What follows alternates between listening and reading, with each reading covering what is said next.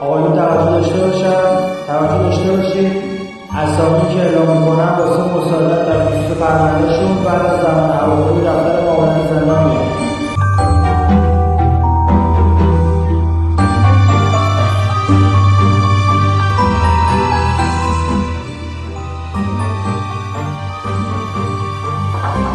سلام علیکم.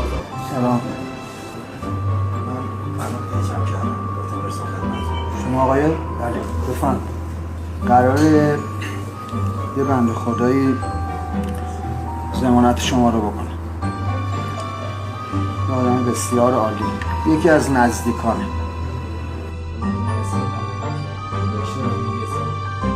یه درخواستی رو بابت ضمانتت می‌نویسی. انشالله یه فرجی میشه شما از این بند